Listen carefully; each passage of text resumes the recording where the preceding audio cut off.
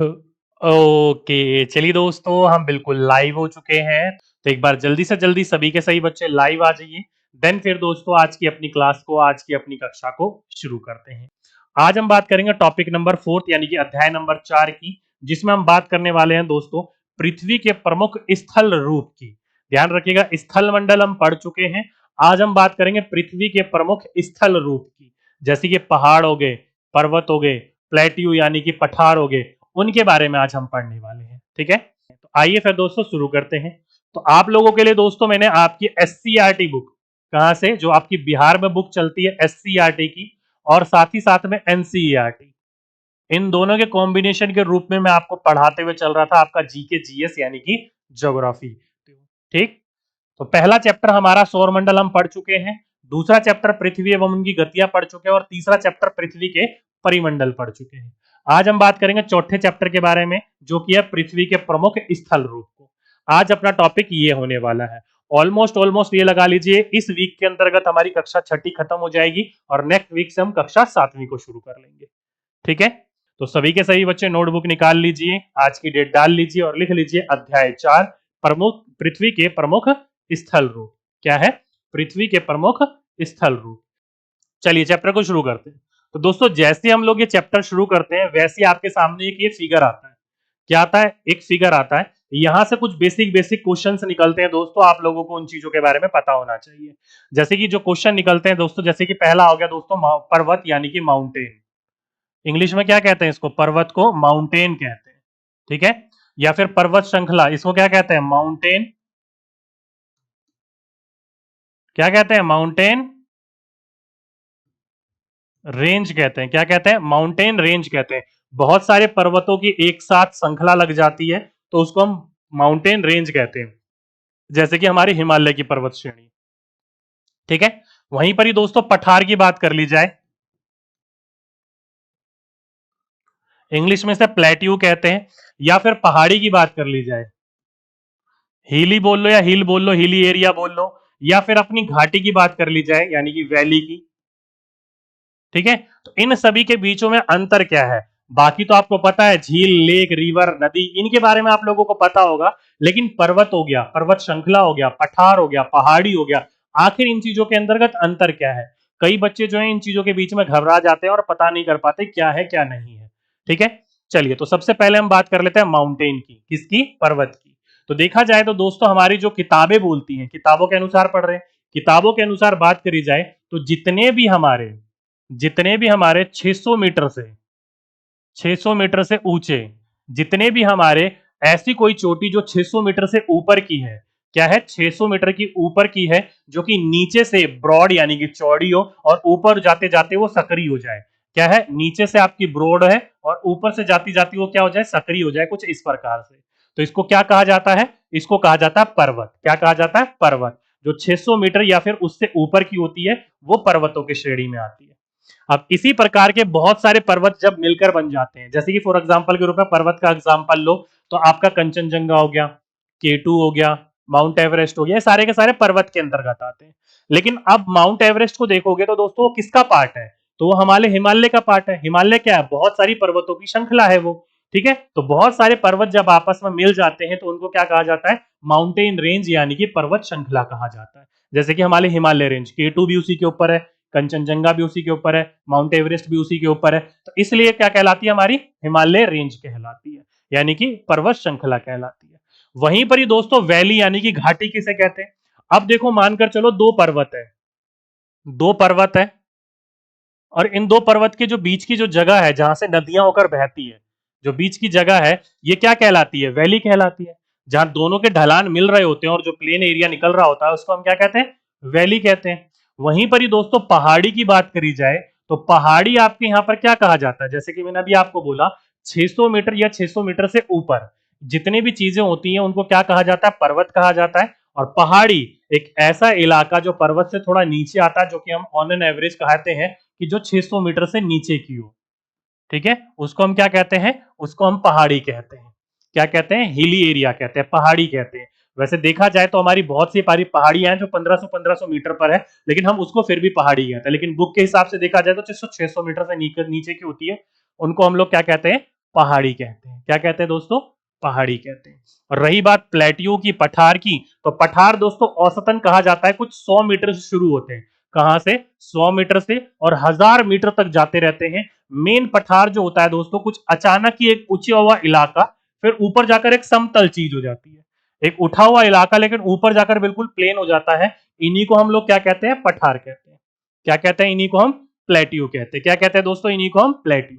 तो अब मुझे बताइए दोस्तों, पहाड़ी, घाटी, पर्वत श्रृंखला, माउंटेन यानी कि पर्वत और पठार के बीच में आपको अंतर पता चल गया, कौन क्या है कौन क्या नहीं है, क्योंकि इन्हीं के बारे में आज हमारा पूरा का पूरा चैप्टर रहने वाला है। इसी को हम इर्द गिर्द घूमते हुए, पढ़ते हुए, समझते हुए चलेंगे। ठीक है?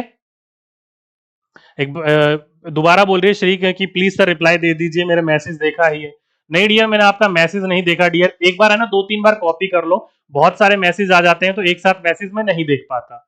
ठीक है? और बाकी अभी मैं पढ़ाने पर भी ध्यान था, इसलिए मैं आपका चैप्टर मैसेज नहीं देख पाया हूँ। तो आप ऐसा कर ले, या तो अभी पूछ लो या फिर वीडियो के एंड में पूछ लेना पढ़ाने के बाद। ठीक है? मैं आपका मैसेज नहीं पढ़ पाया। चलिए एक बार इस बच्ची का मैं मैसेज देख लेता हूँ, ये बच्ची बड़ी परेशान हो रही है। 2 मिनट वेट कर लो यार दोस्तों, इनका मैसेज कहीं है ऊपर। ओके, बोल रही है सर मेरे पापा का एड्रेस सब कुछ बनवाया है मैंने, ओबीसी से आती हूँ, पर अब सुनने में आ रहा है कि सारे डॉक्यूमेंट्स हस्बैंड के नाम से बनाएंगे। ये क्या सही है सिर्फ ईडब्ल्यूएस वालों के लिए? दोस्तों जो आपको आप बनाना है वो ईडब्ल्यूएस का सर्टिफिकेट जो है वो आपको अपने पति के नाम से बनाना है। ठीक है? वो आपको अपने पति के नाम से बनाना, आय आपको अपने पति के नाम से बनाना है। बाकी आपके पिता के नाम से चल जाएगा, कोई दिक्कत नहीं है। ठीक है? एक बच्चा बोल रहा है सर पठार जो है वो एक बार फिर से बता दीजिए। पठार दोस्तों मैंने एक बोला ना, कुछ 100 मीटर से शुरू होते हैं, कुछ 100 मीटर से शुरू होते हैं, और कितने भी जा सकते हैं, 1000 मीटर भी जा सकते हैं ये। लेकिन पठार की एक खासियत ये है, जैसे कि पर्वत होता है वो नीचे से ब्रॉड यानी कि चौड़े होते हैं और ऊपर जाकर सकरे होते रहते हैं। लेकिन पठार जो है दोस्तों, ऊपर जाकर अचानक ही एक फ्लैट एरिया आ जाता है, बिल्कुल प्लेन एरिया आ जाता है। जैसे कि ये ऊपर गया पर्वत और एक प्लेन एरिया आ गया, तो वो क्या कहलाएगा? पठार कहलाएगा। जैसे ये देखो, ये अचानक ही ऊपर गया और एक अचानक ही बिल्कुल प्लेन हो गया, बिल्कुल ही क्या हो गया? प्लेन हो गया, सपाट हो गया। वो क्या कहलाता है दोस्तों? पठार कहलाता है। क्या कहलाता है आपका? पठार कहलाता है। ठीक है? अब देखो दोस्तों, कुछ जो है ऊपर उठकर आपके प्लेन हो जाते हैं, कुछ जो है वो चोटी बना लेते हैं। आखिर ये हो क्यों रहा है? ये सारी की सारी चीजें हो क्यों रही है? तो इसके पीछे दोस्तों 2 रीजन होते हैं, एक आंतरिक और एक बाह्य रीजन। एक आंतरिक कारण और एक बाह्य कारण। ये दोनों के दोनों कारण क्या है? तो आंतरिक कारण दोस्तों कहने का मतलब ये है कि पृथ्वी के अंतर्गत जो हलचल हो रही होती है, जो हमारी धरतियों में दिखती स्टेबल है लेकिन अंदर हलचल हो रही होती है, तो जिसके कारण कई बार जो ज्वालामुखी विस्फोट होते हैं वो भी होते हैं। कई बार आपका मृदा का इरोजन भी होता है, अपरदन भी होता है, निक्षेपण भी हो रहा होता है। तो चाहे वो आपका बाहरी हो, चाहे वो आपके धरती के आंतरिक मामला हो, जिसकी वजह से कई बार एरिया जो होता है वो धंस जाता है और कई बार एरिया उठ जाता है। इस वजह से हमारे यहाँ पर पहाड़ी, घाटी, पर्वत या फिर पर्वत श्रृंखला का निर्माण होता है। ओके, तो अगली बार आपसे पूछ लिया जाएगा। तो आंतरिक और बाह्य, इन दोनों कारणों की वजह से, चाहे वो आंतरिक ज्वालामुखी का विस्फोट हो, चाहे बाह्य मट्टी कटना हो, जमीन खिसकना हो, या घिस घिस कर अलग मैदान का निर्माण हो जाना हो, या नदियों के द्वारा मट्टियों को लेकर एक नए घाटी का निर्माण करना हो, तो ये सारे के सारे, चाहे आंतरिक हो चाहे बाह्य हो, इन दोनों कारणों की वजह से घाटी का, पर्वतों का, पहाड़ का, पर्वत का, पठार का, इनका निर्माण होता है। ओके, इंपॉर्टेंट है, ध्यान रखिएगा, पूछा जाएगा तो आप लोगों को इस चीज के बारे में जानकारी होनी चाहिए। एक बच्चा बोल रहा है सर जीके जीएस की क्लास बता दीजिए। दोपहर में 3 से 4 बजे महेंद्र सर की हिस्ट्री की क्लास चलती है, दोपहर में 4 बजे से 5 बजे के बीच में मेरी क्लास चलती है ज्योग्राफी की। ठीक है? चलिए, ये था बिल्कुल बेसिक सी बात। यहां से आपका क्वेश्चन बनेगा तो यही बनेगा, नहीं तो और कुछ नहीं बनेगा। अब चलते हैं दोस्तों डिटेल में। पहले हम बात कर लेते हैं एससीईआरटी बुक से, फिर एनसीईआरटी बुक से कनेक्ट करेंगे उसे। देखो दोस्तों, पहला बिंदु लिख रखा है एससीईआरटी बुक में कि चिकनी मट्टी, आप सही बच्चों को पता है, ऐसी मट्टी जो कि गीली होती है, चिकनी होती है, फिसली वाली मिट्टी होती है। तो ये जो चिकनी मट्टी होती है, जिसे आप क्या बोलते हो? तो केवाल मिट्टी भी बोलते हो। तो ये मिट्टी जो होती है दोस्तों, ध्यान रखिएगा, धान की खेती के लिए, किसके लिए? धान की खेती के लिए बहुत ही ज्यादा महत्वपूर्ण होती है, क्योंकि ये पानी को होल्ड करके रखती है और पानी धान की खेती को चाहिए होता है। तो इसलिए दोस्तों अगर आपसे पूछा जाएगा कि धान की खेती के लिए प्रमुख मिट्टी कौन सी होती है, तो चिकनी मिट्टी होती है। साथ ही साथ में दलदली मिट्टी, कैसे मिट्टी? दलदली मिट्टी, दलदली सी होती है ना, आपकी कीचड़ वाली मिट्टी होती है। दलदली जो मिट्टी होती है वो किसकी खेती के लिए? दलहन की खेती के लिए। मतलब दालों की खेती के लिए प्रमुख होती है। अब देखो आप मैदानी इलाके में जाओगे, मैदानी इलाकों में खेती के पूरे पूरे का पूरा निर्भर होता है, तो उसकी जो मिट्टी होती है वो जलोढ़ मिट्टी पुरानी या फिर नई जलोढ़ मिट्टी के द्वारा बन रही होती है। तो चिकनी मिट्टी चावल यानी कि धान की खेती के लिए, और दलदली मिट्टी जो होती है बिहार की, वो आपके दलहन की खेती के लिए खूब ज्यादा प्रमुख है। आपके एग्जाम में ये क्वेश्चन एनसीईआरटी से पूछा जा सकता है, इसलिए आपको इस चीज को ध्यान रखिए ना, अगर पूछ लिया जाएगा तो आपको पता होना चाहिए। शिक्षक और कुछ बच्चे आपस में बात कर रहे होते हैं, उनके बारे में यहाँ पर चर्चा चल रही है। ठीक, मैं हाईलाइट कर देता हूं ताकि आपको पूछेगा तो आपको पता होना चाहिए। धान की फसल के लिए जो मिट्टी होती है वो कैसी होती है दोस्तों? चिकनी मिट्टी होती है। और दलहन की दलदली मिट्टी जो होती है वो दलहन की फसल के लिए खूब अच्छी मानी जाती है। ठीक है, अगर आपको ये जब पीपीटी मिलेगी तो कम से कम आप लोग हाईलाइट वाली चीजें जरूर पढ़ लीजिएगा। ठीक, चलिएगा आगे चलते हैं। आगे चलें तो देखो दोस्तों क्या लिखा है, लिखा है कि शिक्षिका ने बात आगे बढ़ाते हुए कहा कि नीची और समतल भूमि का प्रदेश जो होता है वो मैदानी इलाका या फिर मैदान कहलाता है। आप सही बच्चों को पता है वो क्या कहलाता है? प्लेन एरिया कहलाता है। क्या कहलाता है? प्लेन एरिया कहलाता है। जैसे कि फॉर एग्जाम्पल के रूप में आपके एग्जाम में पूछा जा सकता है कि प्लेन एरिया जो होता है वो कौन कौन से राज्य, अगर आप हम यहाँ पर देखोगे लेह लद्दाख हिमाचल प्रदेश, उसके नीचे जब आप आओगे तो वहां से जो एरिया है वो प्लेन एरिया शुरुआत हो जाता है और असम तक जाता है प्लेन एरिया। तो प्लेन एरिया में होती क्या है खासियत? प्लेन एरिया की दोस्तों एक खासियत है, जो आपका मैदानी भाग है इसकी खासियत है, ये जो समुद्र तल से, जो हमारा समुद्र है, समुद्र तल से इसकी जो ऊंचाई होती है वो लगभग लगभग 200 मीटर होती है। कितनी होती है? 200 मीटर, इससे ज्यादा नहीं होती है। समुद्र तल से 200 मीटर की ऊंचाई तक जो एरिया होता है वो आपका मैदानी भाग कहलाता है।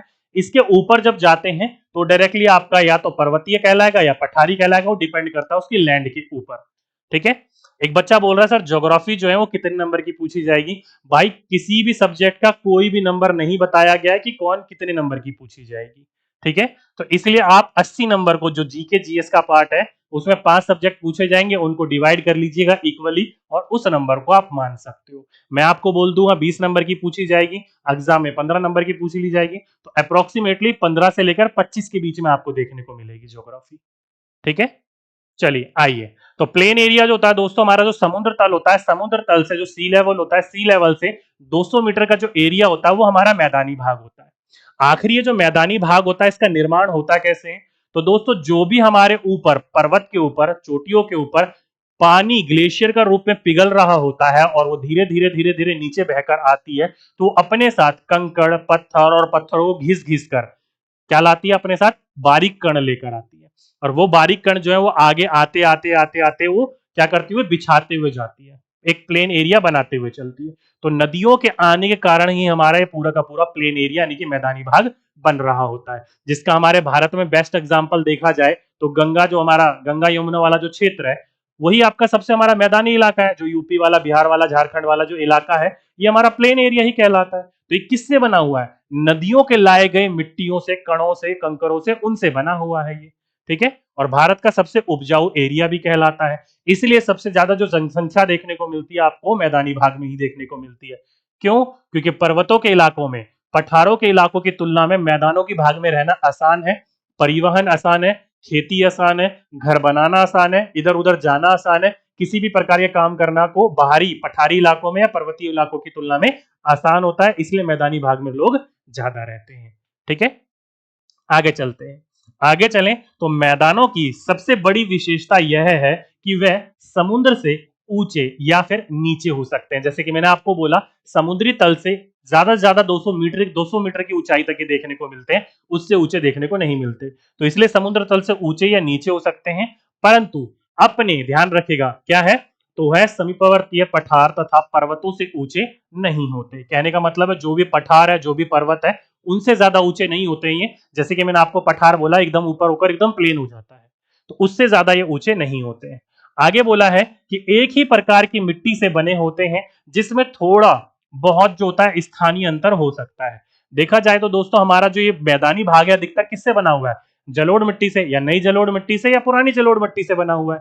तो एक ही प्रकार की मिट्टी देखने को मिलती है और वहीं पर ही आप स्थानीय रूप से जाकर देखोगे तो ज्यादा परिवर्तन देखने को नहीं मिलता है। यूपी में भी भरपूर मात्रा में चावल उगाए जाते हैं, बिहार में भी भरपूर मात्रा में चावल उगाए जाते हैं, झारखंड में भी भरपूर मात्रा में चावल उगाए जाते हैं, पश्चिम बंगाल में भी भरपूर मात्रा में चावल उगाए जाते हैं और असम में भी भरपूर मात्रा में चावल उगाए जाते हैं। इसलिए दोस्तों ये जो मैदानी भाग होता है ये किससे बना होता है? ये एक ही प्रकार की मिट्टी से बना होता है जिसमें ज्यादा कुछ अंतर देखने को नहीं मिलता है। ठीक है, अब बात करी जाए दोस्तों ये जो मैदानी इलाका है, ये जो मैदान है, ये मुख्यतः कितने प्रकार के होते हैं? तो एनसीईआरटी के अंतर्गत कुछ नहीं दे रखा, एनसीईआरटी के अंदर कुछ नहीं दे रखा कितने प्रकार के होते हैं, बस एससीईआरटी में देख रखा है कि मैदान जो एरिया होता है दोस्तों वो मुख्यतः 3 प्रकार के होते हैं। कितने प्रकार के होते हैं? मुख्यतः 3 प्रकार के होते हैं। कौन कौन से 3 प्रकार के होते हैं दोस्तों? तो ये 3 प्रकार ये हैं। पहला है आपका अपर्दन मूलक मैदान। क्या है? अपर्दन मूलक मैदान। दूसरा आपका निक्षेपण मूलक मैदान और तीसरा आपका रचनात्मक मैदान। ये 3 प्रकार के मैदान देखने को मिलते हैं। कौन कौन से? 3 प्रकार के। यहां पर अब बात कर लो जो तो अपर्दन मूलक मैदान को क्या कहा जाता है? इरोजन। ध्यान रखिएगा इस वाले को कहा जाता है आपका इरोजन बेस्ड प्लेन। ठीक है, क्या कहा जाता है? Erosion based plain. इसको कहा जाता है आपका डिपोजिशन बोल लो या फिर आप इसको डिपोजिशनल बोल लो। ठीक है, तो बेस्ड प्लान बोला जाता है और रचनात्मक तो क्रिएटिविटी हो गया यानी क्रिएटिव हो गया, तो क्रिएटिव मैदान यानी कि एरिया बोला जाता है इसको। ठीक है, अब ये तीनों के अंतर क्या है और आपके एग्जाम में क्वेश्चन कैसे बनेंगे, इसके मेन मुद्दा यहां पर आता है। तो सबसे पहले बात कर लेते हैं दोस्तों अपर्दन यानी कि इरोजन बेस्ड प्लेन के बारे में। तो दोस्तों ध्यान रखिएगा ये जो मैदान होते हैं ना, जिनकी रचना जो होती है वो किस कारण की वजह से होती है?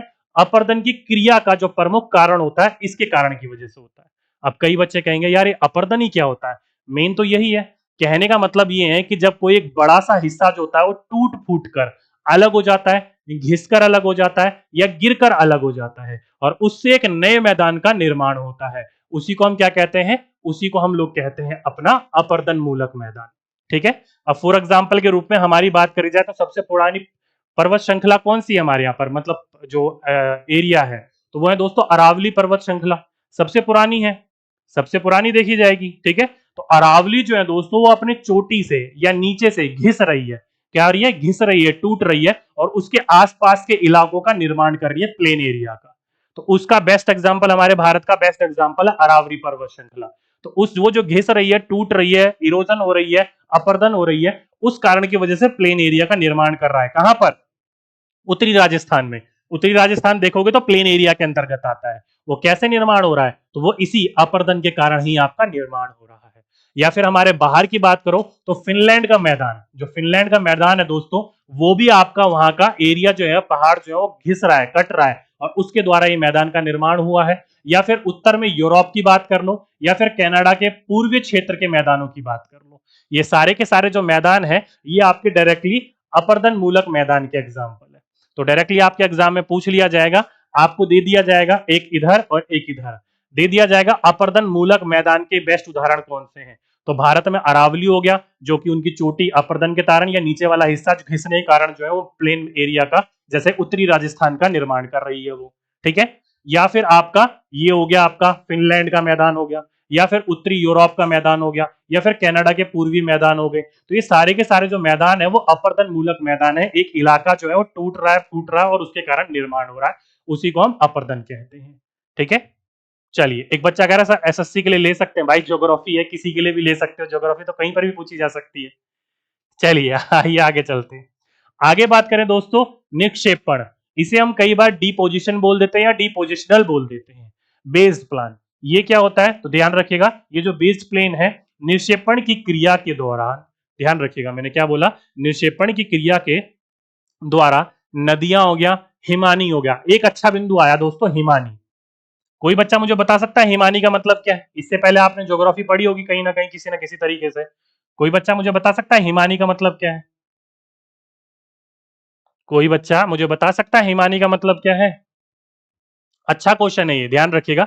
मतलब दोस्तों हिमानी का मतलब पता है क्या होता है? जब भी आप किसी पर्वत की चोटी पर जाओगे, जब भी किसी पर्वत के, सारी पर्वतों पर नहीं, खासकर जो हमारे पोल के साइड में है या फिर भारत के ऊपरी साइड में है, तो जब भी आप उनकी चोटी पर जाओगे तो चोटी का इलाका जो है वो बर्फ के रूप में जमा हुआ मिलेगा। कैसा मिलेगा? जमा हुआ मिलेगा। और उस जमे हुए बर्फ की तुलना में ही वो जो जमा हुआ हिस्सा होता है, उस हिस्से से ही पिघल पिघल कर एक नदी का निर्माण कर रही होती है वो। तो वही जो जमा हुआ हिस्सा होता है उसी को हम क्या कहते हैं, हिमानी कहते हैं। तो डायरेक्टली आपसे पूछ लिया जाता है कई बार कि जो पर्वत की चोटी पर जमा हुआ हिस्सा होता है उसको क्या कहा जाता है, तो उसी को ही हिमानी कहा जाता है। ठीक है, वहां से भी हमारे नदियों का निर्माण होता है, ध्यान रखिएगा। ठीक है, तो ये दोस्तों निक्षेपण जो होता है, ये क्रिया जो होती है वो नदियों के द्वारा होता है, या फिर हिमानी के द्वारा होता है, या फिर वायु के द्वारा होता है, या जो सागरीय तरंग होती है वो उनके कारण जो हमारे मैदान बनते हैं उसी को हम क्या कहते हैं, निक्षेपण मैदान कहते हैं। अब कई बच्चे कहेंगे यार ये क्या बता दिया सर आपने, ये समझ में नहीं आया कुछ, हमें इस चीज के बारे में और डिटेल में बता दो। तो इस चीज के डिटेल में बताने के लिए सबसे अच्छी बात आप अपने गंगा यमुना मैदान को ले लो। हमारा जो ये उत्तरी मैदान है, उत्तरी भारत का जो मैदान है हमारा, ये मैदान कैसे बना हुआ है, अपनी नदियों के साथ लाए हुए कणों के, मट्टियों के और उसी के निर्माण के द्वारा बनाया हुआ है। अब कई बार देखा होगा नदियां अपने साथ क्या लेकर आती हैं, मट्टी लेकर आती है, कण लेकर आती है, वो नीचे लाकर वो इकट्ठी कर देती है। या फिर जो हिमानी होती है वो नदी का निर्माण करती है, ग्लेशियर, और वो अपने साथ कण लेकर आती है। या वायु कई बार आपने देखा होगा मट्टियों को उड़ाकर लेकर आती है, मट्टियों को हवा भी उड़ाकर लाती है, वो हो गई। या फिर जो सागर तरंगे होती हैं वो भी अपने साथ लेकर आती हैं। तो ये भी क्या कर रही होती है, मैदानों का निर्माण कर रही होती है। जो हमारा उत्तरी हमारा हमारा पूरा का पूरा भाग है वो इसी का ही बेस्ट एग्जाम्पल है। ठीक है, तो इन्हीं के कारण जो है निर्माण हो रहा होता है, उसी को हम लोग क्या कहते हैं, उसी को हम निक्षेपण मैदान कहते हैं। पूछ लिया जाएगा भारत में इसका बेस्ट एग्जाम्पल क्या है, तो भारत में बेस्ट एग्जाम्पल हमारा उत्तरी मैदान तो है ही, साथ ही साथ में केरला के तट के जो मैदान होते हैं वो भी इसी का ही एग्जाम्पल है। ठीक है, वो भी क्या है, इसी का ही एग्जाम्पल है। एग्जाम में पूछ लिया जाएगा तो आपको इस चीज के बारे में जानकारी होनी चाहिए, इसके बारे में आप लोगों को पता होना चाहिए। चलिए, एक बच्चा बोला सर ईवीएस की तीसरी चौथी पांचवी एससीईआरटी बुक पढ़ाने के बाद कुछ और भी पढ़ने की जरूरत है क्या? डियर, आपको इकोलॉजी कुछ चैप्टर पढ़ने होंगे इकोलॉजी के। ठीक है, इकोलॉजी के कुछ चैप्टर पढ़ने होंगे, जैसे कि पारिस्थितिक तंत्र हो गया, या फिर आपके जो संसाधन हो गए वो हो गए। तो आपके कुल मिलाकर 5 से 7 टॉपिक होते हैं इकोलॉजी के, वो आपको पढ़ने जरूरी है, एग्जाम में वहां से क्वेश्चन पूछे जा सकते हैं। ठीक है, चलिए, तो ये हो गए दोस्तों 2 मैदान। तीसरे मैदान के ऊपर आते हैं, रचनात्मक मैदान। अब ये जो रचनात्मक मैदान होते हैं दोस्तों, इस प्रकार के जो मैदान का निर्माण होता है वो पृथ्वी की आंतरिक हलचल के कारण, किसके कारण, आंतरिक हलचलों के कारण हो रही होते हैं। जैसे कि उत्तरी अमेरिका का जो मध्यवर्ती मैदान होता है वो इसी कारण के कारण निर्माण हुआ है। तो ये तो उत्तरी अमेरिका हो गया, मध्यवर्ती जो मैदान है। भारत की बात करें तो भारत की कहां की, तो भारत में दोस्तों जो महाराष्ट्र वाला इलाका है, काली मिट्टी वाला इलाका है, वो काली मिट्टी का निर्माण कहां हुआ है, कैसे हुआ है, तो धरती के अंदर जो विस्फोट हुए हैं, धरती के अंतर्गत जो विस्फोट हुए हैं उस विस्फोट के कारण ही मिट्टी का निर्माण हुआ है। तो धरती के अंदर जो विस्फोट हुए हैं उनके अंतर्गत जो वो हलचल हुई है, उस हलचल के कारण ही उस मिट्टी का निर्माण हुआ है। तो इसलिए जब भी आपकी धरती के अंदर कोई हलचल होती है, आपस में टकराती है और उससे कोई मिट्टी बन रही होती है, प्लेन एरिया बन रहा होता है, उसी को हम रचनात्मक मैदान कहते हैं। जैसे हमारे महाराष्ट्र का काली मिट्टी वाला इलाका है हमारे भारत का, या फिर अमेरिका का जो मध्यवर्ती मैदान है, वो इसी प्रकार के मैदानों का क्या है, एग्जाम्पल है। क्या है, इसी प्रकार के मैदानों का एग्जाम्पल है। ओके, इंपॉर्टेंट है, ध्यान रखिएगा, पूछा जाएगा आपसे तो आपको पता होना चाहिए। ठीक है, एक बच्चा बोल रही है कि सर इकोलॉजी आप नहीं पढ़ाएंगे क्या? डियर, इकोलॉजी मैं नहीं, आपको महेंद्र सर पढ़ाएंगे। ठीक है,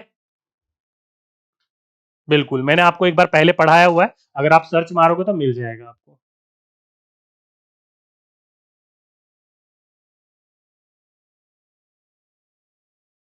एक बच्चा बोल रहा है sir please एलिब्रेट bar topic name बता दीजिए। ओके, एक बार और टॉपिक का नाम बता दीजिए।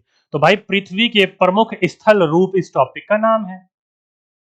हाँ, जो महाराष्ट्र के काली मट्टी वाला इलाका, भारत के काली मट्टी वाला जो इलाका है, वो इसी प्रकार के मैदानों का क्या है, बेस्ट एग्जाम्पल है। ठीक है, समझ गए सभी बच्चे यहां तक? आगे चलें, चलिए जल्दी से बताइए, इतनी बात समझ में आ गई, यहां तक समझ में आ गया? तेजी से बताओ यार, आप लोग बड़े धीरे धीरे बोलते हो, जल्दी जल्दी बताओगे तभी तो हम आगे चलेंगे फटाफट।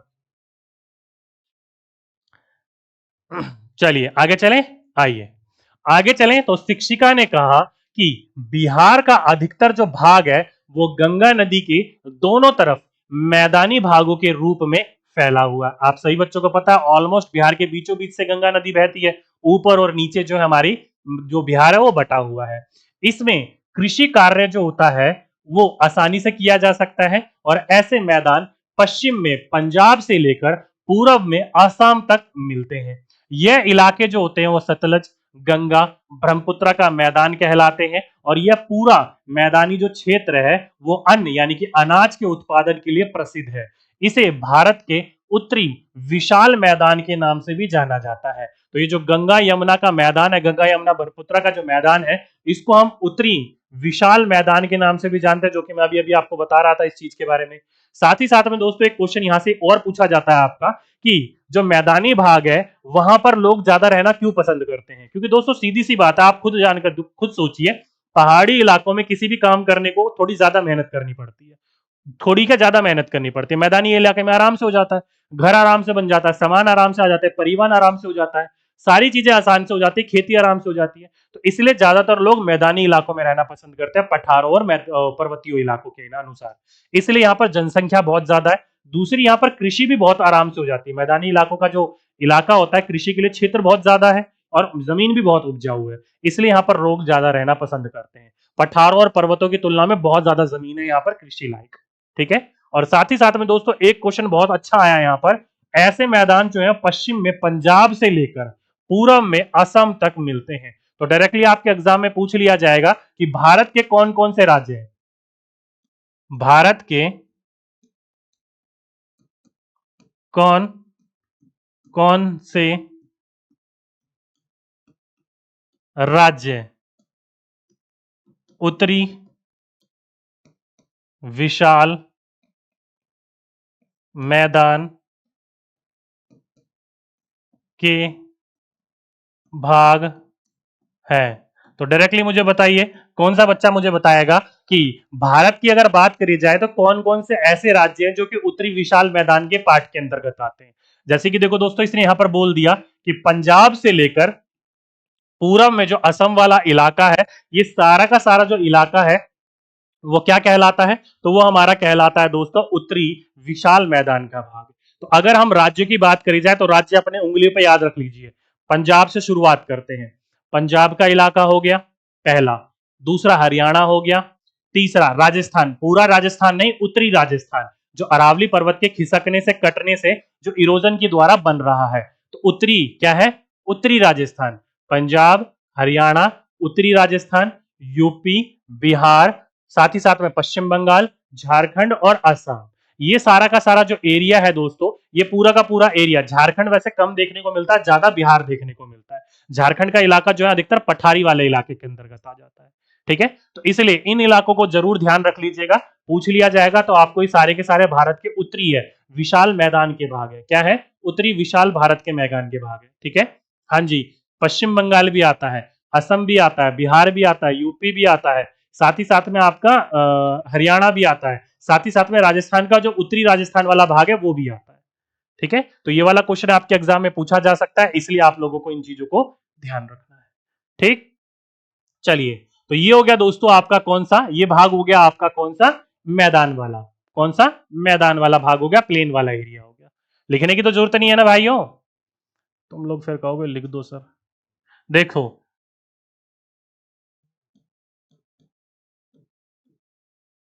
राजस्थान हो गया, लेकिन कौन सा? उत्तर वाला। उत्तर बोल लो या उत्तरी भाग बोल लो। उत्तरी भाग जो है राजस्थान का वो प्लेन एरिया के अंतर्गत आता है, ध्यान रखिएगा। पंजाब हो गया, साथ ही साथ में आपका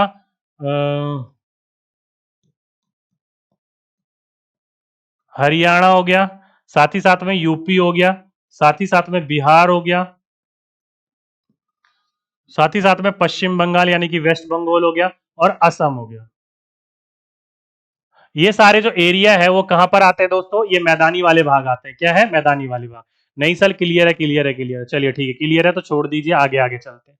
अगला है दोस्तों पठार। पहला हो गया हमारा मैदानी भाग, अब आते हैं अपने पठार के ऊपर। किसके ऊपर आते हैं? पठार के ऊपर। अब पठार है क्या दोस्तों? मैंने अभी अभी आपको बोला दोस्तों, और यहां पर देखो लिखा है कि शिक्षिका ने बताया कि पठार जो होता है वो आसपास की भूमि से ऊंचा होता है। आसपास की जो भी भूमि है उससे ऊंचा जो इलाका होगा उसको हम पठार कहते हैं, तथा उनके ऊपर का जो भाग होता है वो सपाट होता है। जैसे कि देखो, ये आसपास का एरिया है, इस आसपास के एरिया से थोड़ा सा ऊपर होगा और ऊपर का एरिया जो होगा वो सपाट होगा, प्लेन होगा। थोड़ा सा ऊंचा इलाका और ऊपर का इलाका जो होगा वो बिल्कुल सपाट होगा। क्या होगा? सपाट होगा। क्या होगा दोस्तों? सपाट होगा। तो इसी को हम क्या कहते हैं? पठार कहते हैं। पठार की जो ऊंचाई होती है दोस्तों, वो 100 मीटर से लेकर लगभग लगभग कई हजार मीटर तक हो सकती है। कहां से? 100 मीटर से लेकर लगभग लगभग कई हजार मीटर तक हो सकती है। पूछा जाएगा आपसे, तो आपको इन चीजों के बारे में पता होना चाहिए, इन चीजों के बारे में आपको जानकारी होनी चाहिए। ठीक है, चलिए आगे चलते हैं। आगे चले दोस्तों, तो देखो मैंने आपको बोला कि कई हजार मीटर की किलोमीटर तक हो सकते हैं ये। कुछ पठार तो हजारों किलोमीटर क्षेत्र में फैले होते हैं। और हमारे देश में जो ढक्कन का पठार है, आप सही बच्चों को पता है, ये जो भूरे वाला इलाका है, ये क्या है? हमारे ढक्कन के पठार का इलाका है। तो जो ढक्कन का पठार हो गया, या फिर छोटे नागपुर का पठार हो गया, या इसके उदाहरण है, क्या है? यह जो है इसके उदाहरण है। पठार की बात करी जाए तो भारत में ढक्कन का पठार हो गया दोस्तों, या फिर छोटे नागपुर का पठार हो गया। ये जो है पठार का उदाहरण है। वहीं पर ही दोस्तों विश्व की या संसार की सबसे ऊंचा पठार की बात करी जाए तो वो तिब्बत का पठार। ध्यान रखिएगा, ये क्वेश्चन आपके एग्जाम में बन सकता है। विश्व का या फिर संसार का सबसे ऊंचा पठार कौन सा है? तो दोस्तों वो है आपका तिब्बत का पठार, जो कि हमारे भारत के ये वाला जो एरिया ना, ये वाला एरिया, इस एरिया में पड़ता है तिब्बत का पठार, जिसकी ऊंचाई जो है वो औसतन बोला जाता है 5000 मीटर है। कितना है? 5000 मीटर औसतन बोला जाता है। ऑन एन एवरेज एनसीईआरटी जो बुक बोलती है, वो बोलती है, एनसीईआरटी बोलती क्या है? 4000 से लेकर 6000 मीटर, ये एनसीईआरटी बुक बोलती है। ठीक है, वहीं पर ही दोस्तों ध्यान रखिएगा, ये तो हो गया विश्व का या संसार का सबसे ऊंचा पठार, जिसको क्या कहा जाता है? तिब्बत का पठार।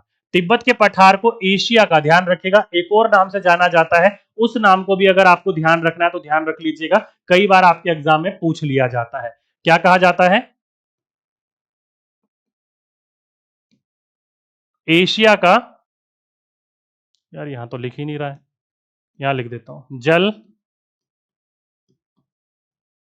मीनार कहा जाता है। क्या कहा जाता है? जल मीनार कहा जाता है। अगली बार आपके एग्जाम में पूछ लिया जाएगा कि एशिया का जल मीनार किसे कहा जाता है, तो दोस्तों इसी को ही कहा जाता है, तिब्बत के पठार को ही।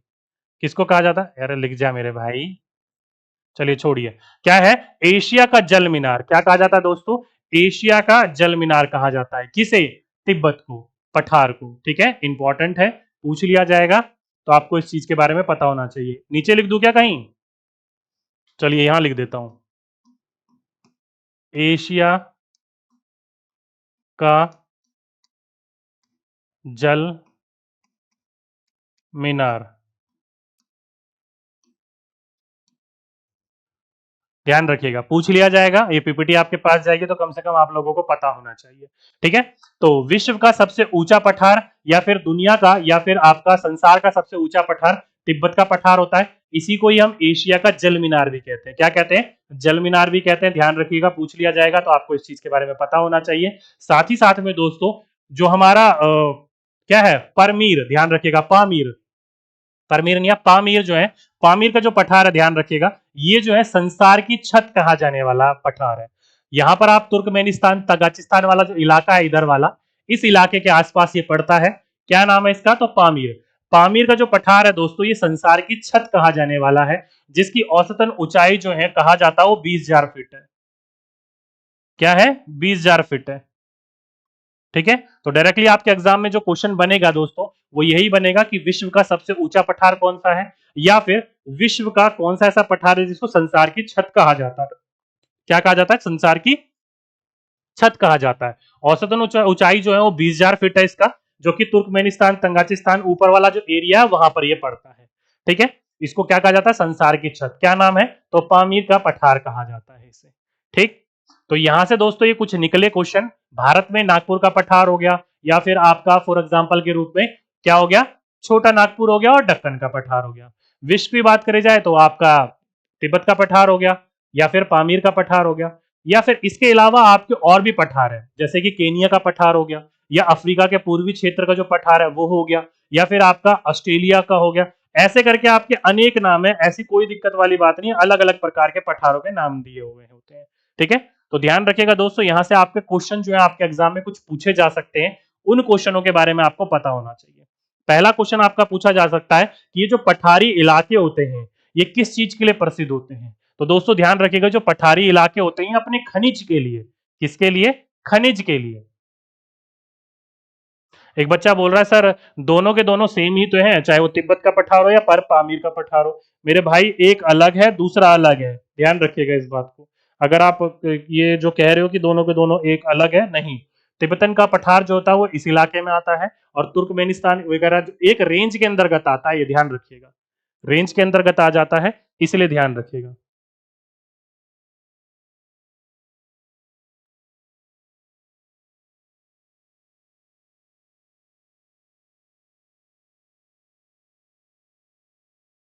एक बच्चा बोल रहा है सर तिब्बत के पठार को भी क्या कहा जाता है?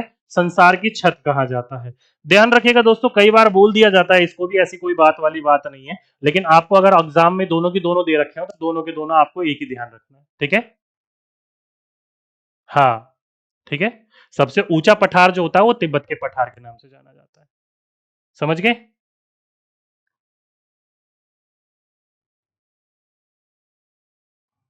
चलिए, और कोई डाउट? आगे चलें? बिल्कुल। तो इसलिए दोस्तों ध्यान रखिएगा, ये जो भारत का ढक्कन का पठार हो गया, ये पुराने पठारों में से एक है। इसके अलावा केनिया के पठार हो गए, या फिर तंजानिया के पठार हो गए, या युगांडा का जो पूर्वी अफ्रीका वाला भाग है वो हो गया पठार, या ऑस्ट्रेलिया के पश्चिमी पठार हो गए। ये सारे के सारे क्या है? पठारों के ही एग्जाम्पल है, इन्हीं पठारों के उदाहरण है, ठीक है।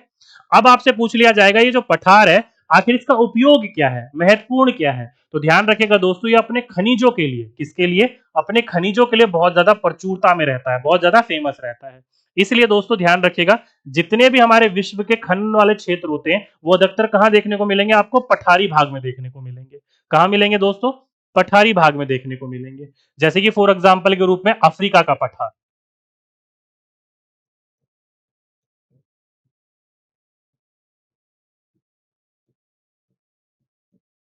फॉर एग्जाम्पल के रूप में अफ्रीका का पठार। अब ये अफ्रीका का जो पठार है वो किस चीज के लिए मशहूर है? तो दोस्तों ये अपने सोने के लिए, सोना, गोल्ड के लिए, गोल्ड के लिए या फिर डायमंड के लिए, यानी कि हीरो के लिए बहुत ज्यादा फेमस है। ये अफ्रीका का जो पठार है दोस्तों, इसके अंतर्गत खनिज की बात करें तो सोना ही सोना भरा हुआ है, गोल्ड ही गोल्ड भरा हुआ है, या फिर हीरे ही हीरे भरे हुए हैं। तो ये जो आपका अफ्रीका का पठार है दोस्तों, वो सोने व हीरो के लिए बहुत ज्यादा प्रसिद्ध है, ठीक है। साथ ही साथ में जैसे कि मैंने अभी अभी आपको बोला कि हमारे भारत का छोटा नागपुर का पठार है। अब ये छोटा नागपुर का पठार जो है वो किसके लिए फेमस है दोस्तों? वैसे तो ये हमारा लोहा के लिए, किसके लिए? लौह के लिए, यानी कि जो लोहा होता है, आयरन होता है, उसके लिए जो था बहुत ज्यादा प्रसिद्ध है ये। लेकिन इसके अलावा दोस्तों यहां से कोयला भी निकाला जाता है। क्या है? कोयला भी निकाला जाता है, मैग्नीशियम भी निकाला जाता है, इनके लिए भी बहुत ज्यादा प्रसिद्ध है, जो हमारे अलग अलग प्रकार के व्यवसायों में क्या करते हैं? इस्तेमाल किए जाते हैं, अलग अलग प्रकार के व्यवसाय में इस्तेमाल किए जाते हैं। पूछा जाएगा आपसे तो आपको इन चीजों के बारे में भी पता होना चाहिए, इसके बारे में भी आपको समझ होनी चाहिए, ठीक है। समझ के सभी के सभी बच्चे जल्दी से मुझे यहां तक बताइए। फिर दोस्तों एक अलग टॉपिक के ऊपर चलते हैं, लेकिन वो इसी से ही रिलेटेड है। क्या है? इसी से ही रिलेटेड है। कोई जगह तो दिख नहीं रही है, लेकिन कोई दिक्कत नहीं, समझाने का प्रयास करूंगा। सर आगे बढ़िए, चलिए ठीक है आगे बढ़ते हैं। अब देखिए दोस्तों,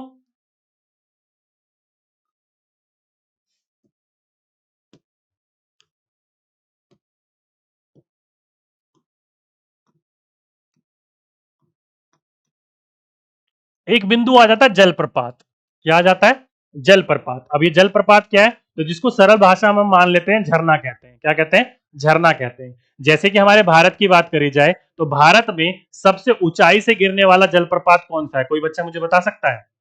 अगर हमारे भारत की बात करी जाए तो सबसे ऊंचाई से लगभग लगभग 455, ध्यान रखिएगा, 455, ध्यान रखिएगा, फीट की ऊंचाई से गिरता है वो, ठीक है।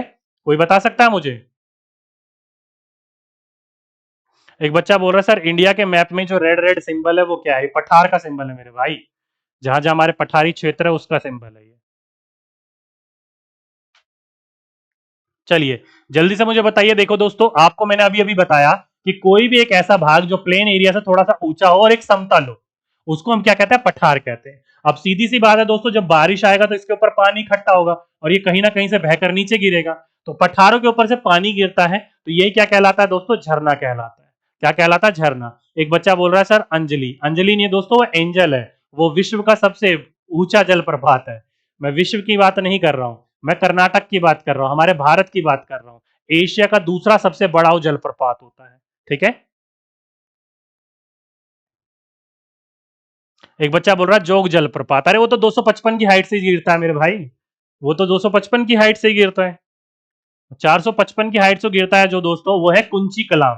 ध्यान रखिएगा, कई बार उसको कुंची कल भी कह देते हैं और वो कुंची कलाम होता है। ध्यान रखिएगा, वो 455 फीट की हाइट से गिरता है। कुंची कलाम जो है वो कर्नाटका का सबसे ऊंचा जलप्रपात है। ठीक है, तो ये जो जलप्रपात है दोस्तों, अगर भारत का पूछ ले तो सबसे ऊंचा जलप्रपात भारत का वही है। एशिया का पूछ ले तो दूसरा सबसे ऊंचा है।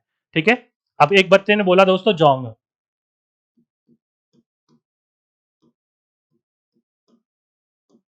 ये भी आपका कर्नाटका का ही है, लेकिन इसकी ऊंचाई जो है 255 फीट की ऊंचाई से ये गिरता है, तो ये कहना बिल्कुल गलत है। तो कुंची कलाम जो है दोस्तों, या कुंची काल जो बोलते हैं, उसे कल बोलते हैं, वो क्या कहलाता है दोस्तों, सबसे ऊंचाई से गिरने वाला भारत का जलप्रपात कहलाता है।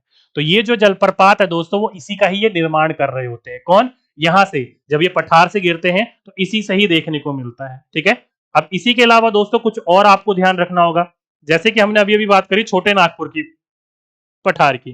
किसकी बात करी दोस्तों? छोटे नागपुर की पठार की। तो यहां पर दोस्तों स्वर्ण रेखा क्या है?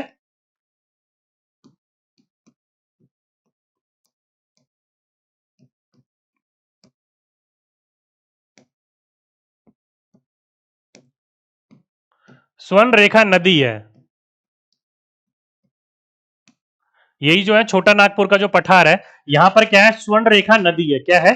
स्वर्ण रेखा नदी है। और उस नदी से दोस्तों ध्यान रखिएगा, क्या है? हंडरू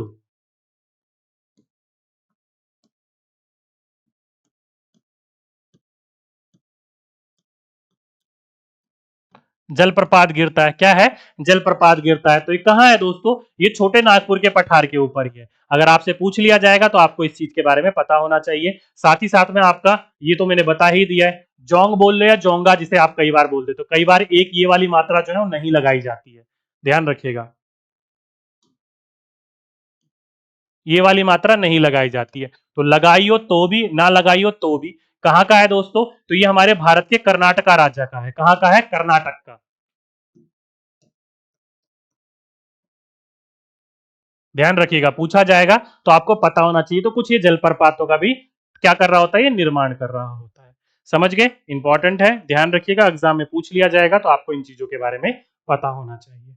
चलिए, इतनी सी बात बहुत है, इसके लिए समझ गए होंगे। अब चलते हैं दोस्तों आखिरी बिंदु के ऊपर, पर्वत के ऊपर। किसके ऊपर? पर्वत के ऊपर। अब पर्वत की बात करी जाए तो दोस्तों, मैंने अभी अभी आपको बोला था कि जिनकी हाइट जो है वो 600 मीटर या 600 मीटर से ऊपर की होती है, उनको हम क्या कहते हैं? पर्वत कहते हैं। क्या कहते हैं? पर्वत कहते हैं। अगर हम बात करें नीचे से, तो नीचे से ये ब्रॉड होता है और ऊपर ऊपर जाते जाते ये सकरा हो जाता है, चोटी सी निकल आती है, सकरा सा हो जाता है ये। ठीक है, तो इन्हीं को क्या कहते हैं? हम पर्वत कहते हैं। पर्वत की बात करी जाए तो कितने प्रकार के पर्वत होते हैं दोस्तों? तो 3 प्रकार के पर्वत होते हैं। जैसे कि मैदानी भाग 3 प्रकार के होते हैं, उसी प्रकार से ये भी 3 प्रकार के होते हैं। ठीक है, क्वेश्चन कैसे आएंगे तो दोस्तों अभी टॉपिक कर लो, टॉपिक के बाहर क्वेश्चन भी लगे हुए हैं, क्वेश्चन लगाएंगे तो पता चल जाएगा कैसे क्वेश्चन आएंगे आपके। ठीक है, चलिए, अब ये पर्वत 3 प्रकार कौन कौन से हैं, चलिए आइए चलते हैं। पहला है दोस्तों फोल्ड माउंटेन, जिसे आप वलित पर्वत कहते हो। अब ये पर्वत कैसे होता है दोस्तों? तो ऐसा मान लो कि दोनों तरफ से प्रेशर लगे, जैसे कि आप ये एग्जांपल देख रहे हो, इधर से किसी ने धक्का मारा, इधर से किसी ने धक्का मारा और बीच से उठ गया। तो ये जो बीच से उठा हुआ भाग है, इसी को हम लोग क्या कहते हैं? वलित पर्वत कहते हैं, फोल्ड माउंटेन कहते हैं। जैसे कि आप 3-4 कागज लो और उन तीनों 4 कागज को इधर दोनों तरफ से धक्का मारो, वो बीच से उठ जाएगा। तो ये जो बीच से उठा हुआ वाला भाग जो होता है, इसी को हम क्या कहते हैं? वलित पर्वत कहते हैं। अब कई बार आपसे पूछ लिया जाता है कि निम्नलिखित में से कौन से पर्वत जो है वलित पर्वत के एग्जाम्पल है, फोल्ड माउंटेन्स के एग्जाम्पल है। तो आइए पहले समझिए फोल्ड माउंटेन होता क्या है। तो फोल्ड माउंटेन की सतह की बात करी जाए तो दोस्तों, इसकी सतह जो होती है वो उबड़ी खाबड़ी होती है। कैसे होती है? उबड़ खाबड़ होती है। शिखर की बात करी जाए तो शंकुकार होता है। कैसा होता है? आपका शंक्वाकार होता है, यानी कि शंकुकार होता है। आप देख सकते हो कुछ इस प्रकार से होता है। ठीक है, तो शंकु बोल ले या आपका शंक्वाकार बोल ले, कोई दिक्कत नहीं है। शंकुनुमा इसका क्या होता है? शिखर होता है। ठीक, और जैसे कि भारत का जो हिमालय पर्वत है या फिर दक्षिण अमेरिका का जो एंडीज पर्वत है, वो इसी पर्वत के एग्जाम्पल है। क्या है? वो इसी पर्वत के एग्जाम्पल है। तो डायरेक्टली आपसे पूछ लेगा कि हिमालय पर्वत किसका एग्जाम्पल है, तो ये दोस्तों आपका वलित पर्वत या फोल्ड माउंटेन का ही एग्जाम्पल है। एंडीज पर्वत किसका एग्जाम्पल है, तो इसी का ही एग्जाम्पल है। या फिर आपसे पूछ लेगा कि वलित जो हमारे भारत में जो हिमालय पर्वत है उसकी जो सतह है वो उबड़ खाबड़ है और शिखर जो है उसका शंक्वाकार या फिर शंकु आकार का है। तो निम्नलिखित में से इस प्रकार के पर्वत किस प्रकार के पर्वतों का उदाहरण होते हैं? तो वलित पर्वत के उदाहरण होते हैं। ठीक है, वहीं पर ही दोस्तों एक क्वेश्चन आपका और पूछा जाएगा कि वलित पर्वतों की बात करी जाए तो हमारे भारत का सबसे पुराना वलित पर्वत कौन सा है? तो ध्यान रखिएगा, भारत का जो दोस्तों अरावली श्रृंखला है, अरावली श्रृंखला जो है ये भारत की क्या है, सबसे पुरानी वलित पर्वत की श्रृंखला है। भारत की नहीं, पूरे के पूरे विश्व की भी। भारत की अरावली श्रृंखला जो है वो विश्व की सबसे पुरानी वलित पर्वत श्रृंखला है। तो अगर आपसे पूछ ली जाएगी सबसे पुरानी वलित पर्वत श्रृंखला कौन सी है, फोल्ड माउंटेन कौन सी है, तो आपको इस चीज के बारे में पता होना चाहिए। ठीक है, समझ गए, इस चीज को पता होना चाहिए। साथ ही साथ में दोस्तों ध्यान रखिएगा, अपर्दन की प्रक्रिया के कारण जो होता है ये श्रृंखला जो है वो क्या गई है, घिस गई है। जैसे कि मैंने आपको बताया था ये निर्माण कर रही है आपके प्लेनी एरिया को, उत्तरी राजस्थान, इसी की वजह से निर्माण हुआ है। साथ ही साथ में दोस्तों उत्तरी अमेरिका का जो इलाका है वहां पर भी आपका ये देखने को मिलता है, या यूराल जो पर्वत है हमारा वो जो गोलाकार दिखाई दे रहा है वहां पर भी ये इसी का ही एग्जाम्पल है। तो ध्यान रखिएगा, पूछ लिया जाएगा तो आपको पता होना चाहिए, यूराल पर्वत हो वलित एग्जाम्पल है, हिमालय हो वलित एग्जाम्पल है, एंडीज है वलित एग्जाम्पल है, या फिर अरावली है आपका अलित एग्जाम्पल है। ठीक है, तो ये आपका, या फिर आपका अल्पलेशियन, ध्यान रखिएगा ये भी क्या है आपका इसी का ही एग्जाम्पल है, अमेरिका का पर्वत क्या है, पर्वत। तो ये सारे के सारे पर्वत जो है दोस्तों वो वलित पर्वत के एग्जाम्पल है। ठीक है, चलिए जल्दी से मुझे बताइए वलित पर्वत यानी कि फिर आपका जो ये पूरा का पूरा फोल्ड माउंटेन है ये आप लोगों को समझ में आया या नहीं आया? फिर आगे बढ़ेंगे, फिर आगे बढ़ेंगे, जल्दी से बताइए।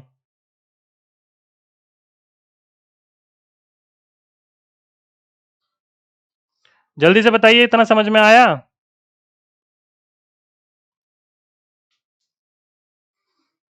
हाँ, 3 पर्वत है, हमने पहला फोल्ड माउंटेन यानी वलित पर्वत पढ़ लिया। चलिए बहुत बढ़िया, अगला चलते हैं। देखो दोस्तों, इस पर्वत को कहते हैं आपका भ्रंश बोल दीजिए, या फिर भ्रांश बोल लीजिए, या फिर आप इसको क्या बोल लीजिए, इसको बोलते हैं, क्या बोलते हैं इंग्लिश में, रिफ्ट नहीं, ब्लॉक पर्वत, ब्लॉक माउंटेन कहते हैं इसको। ठीक है, तो ध्यान रखिएगा ये सारे के सारे इसी के ही नाम है। अब ये निर्माण होता कैसे है दोस्तों, तो ध्यान रखिएगा दोस्तों, पृथ्वी की जो आंतरिक हलचलों के कारण, पृथ्वी के अंदर जो हलचल हो रही होती है उसके कारण जो है पृथ्वी पर क्या होती है, दरारें पड़ जाती है। तो एक हिस्सा नीचे दब जाता है और एक हिस्सा ऊपर उठ जाता है। क्या होता है, एक हिस्सा नीचे दब जाता है और एक हिस्सा ऊपर उठ जाता है, और इसी ऊपर वाले उठे हुए हिस्से को, जैसे कि ये है, इसी को ही हम भ्रांश पर्वत या फिर ब्लॉक पर्वत या फिर भ्रांशात पर्वत कहते हैं। ठीक है, जैसे कि फॉर एग्जांपल के रूप में आपको यही तो एग्जांपल है आपका अरावली का और विंध्याचल का, और बीच में से आपके नर्मदा नदी बह रही होती है ना ये, तो ये जो रिफ्ट हो रही है इसी पर होती है। जैसे कि अब ये ऊंचा वाला भाग है, कई बार पूछ लिया जाता है ये ऊंचा वाला भाग जो होता है इसको क्या कहते हैं, तो उत्खंड भ्रंश कहते हैं इसको। ये जो ऊंचा वाला भाग है इसे उत्खंड, आपका उत्खंड भ्रंश कहते हैं, और जो ये नीचे वाला भाग होता है इसे द्रोणिका भ्रंश कहते हैं। अगर आपसे पूछ लिया जाएगा तो ये भी आप लोगों को पता होना चाहिए। ठीक है, ये क्या है आपका, ये भी पता होना चाहिए। तो डायरेक्टली ये किसके एग्जाम्पल है, तो यही भ्रंश पर्वत यानी कि ब्लॉक माउंटेन के ही एग्जाम्पल है। एग्जाम में पूछा जाएगा कोई भी इसके बारे में तो आपको इस चीज के बारे में पता होना चाहिए। अगर बात करी जाए इसका एग्जाम्पल, तो सबसे बड़ा इसका एग्जाम्पल है हमारे भारत का सतपुड़ा। क्या है हमारे भारत का सबसे, जो सतपुड़ा पर्वत है वो सबसे बड़ा इसका एग्जाम्पल है, वो इसी प्रकार के पर्वत देखने को मिलते हैं। ठीक है, आगे चलते हैं, आगे चलें दोस्तों, लास्ट पर्वत हो गया ज्वालामुखी, वोल्केनो माउंट, वोल्केनियो माउंट। जो वोल्केनो के अंतर्गत लावा होता है उसके फटने के कारण फिर धीरे धीरे वो जो होता है ठंडा होता है, जमता है, उसके कारण एक ऊंची जगह का निर्माण हो जाता है, उसी को हम लोग क्या कहते हैं, ज्वालामुखी पर्वत कहते हैं। जैसे कि आप ये नीचे देख रहे हो, ये मैग्मा धीरे धीरे धीरे उबाल आया, फटा, ये जो धीरे धीरे कहीं ना कहीं बहकर जाएगा और वो धीरे धीरे धीरे धीरे धीरे धीरे धीरे धीरे ठंडा होता रहेगा। अब वो ठंडा होकर एक ऊंची जगह निर्माण कर लेगा, वही क्या कहलाएगा दोस्तों, आपका ज्वालामुखी पर्वत कहलाएगा। क्या होगा, ज्वालामुखी पर्वत कहलाएगा। इसका जो सबसे एग्जाम्पल है दोस्तों वो आपका अच्छा है। पहली तो बात हमारे भारत की बात कर लेते हैं, अब तक फटा नहीं है, कब फटेगा कब ना फटेगा वो अलग बात है। तो वो है दोस्तों अंडमान निकोबार का, अंडमान निकोबार का जो बैरन आइलैंड है वो सबसे बड़ा इसका एग्जाम्पल है। हमारे भारत का एक सक्रिय ज्वालामुखी जो है वो अंडमान निकोबार में ही मिलता है, जो बैरन आइलैंड है दोस्तों वो इसी सक्रिय ज्वालामुखी का सबसे बड़ा एग्जाम्पल है हमारे भारत के लिए। नहीं तो दोस्तों बहुत सारे एग्जाम्पल है, जैसे कि आपका फॉर एग्जाम्पल के रूप में विसुविनियस, विसुविनियस, ये जो एग्जाम्पल है इटली का सबसे बड़ा आपका क्या है, आपका ज्वालामुखी पर्वत का एग्जाम्पल है। ठीक है, तो आपके पूछ लिया जाएगा तो आपको इस चीज के बारे में पता होना चाहिए। मेन क्वेश्चन यहाँ से पूछा जाएगा कि भारत का एक सक्रिय ज्वालामुखी कहाँ है, तो अंडमान निकोबार में है, बैरन आइलैंड जो है वो। ठीक है, इसके अलावा देखो दोस्तों, आप बात कर ले तो अफ्रीका की। अफ्रीका में जो किलिमंजारो है, आपने नाम भी सुना होगा, गाना भी सुना होगा रजनीकांत सर का। तो किलिमंजारो हो गया, या फिर जापान का क्या हो गया, फुजियामा हो गया। तो ये जो है दोस्तों ज्वालामुखी का ही सबसे बड़ा एग्जाम्पल है। क्या है, ज्वालामुखी के पर्वत का ही सबसे बड़ा एग्जाम्पल है। तो अगली बार आपसे पूछ लिया जाएगा तो ये सारे के सारे पर्वत क्या है, ये सारे के सारे पर्वत आपके एग्जाम्पल है। जैसे कि माउंट एवरेस्ट है, माउंट एवरेस्ट यानी कि जो हमारा विश्व का सबसे ऊंचा पर्वत माना जाता है, तो वो भी तो आपका पर्वत ही है। लेकिन दोस्तों अगर मैं आपसे क्वेश्चन पूछूं कि पर्वत केवल सतह के ऊपर होते हैं या समुद्र के नीचे भी होते हैं, तो जल्दी से मुझे बताइए, केवल सतह के ऊपर या फिर समुद्र के नीचे या फिर दोनों, कौन सा बच्चा मुझे बताएगा, जल्दी से बताइएगा, जल्दी से बताइए।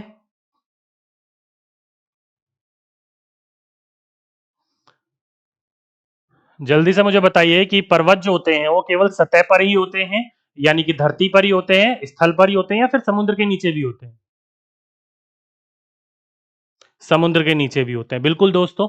ध्यान रखिएगा, हमारी जो समुद्री सतह है वो ये नहीं कि प्लेन है, बिल्कुल ही, वो भी उबड़ खाबड़ है। वो भी क्या है, उबड़ खाबड़ है। ठीक है, इसका जो बेस्ट एग्जाम्पल है दोस्तों वो है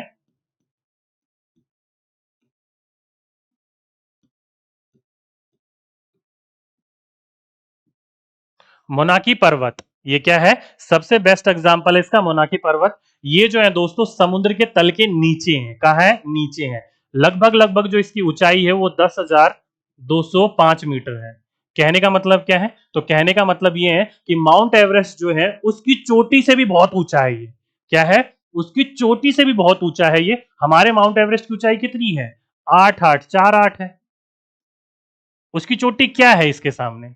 अगर हम समुद्र तल से देखा जाए तो सबसे ऊंची चोटी वाला यही है समुद्र के नीचे। तो मोनाकी पर्वत जो है दोस्तों, ध्यान रखिएगा, ये कहां मिलता है ये आपका, तो ये मिलता है प्रशांत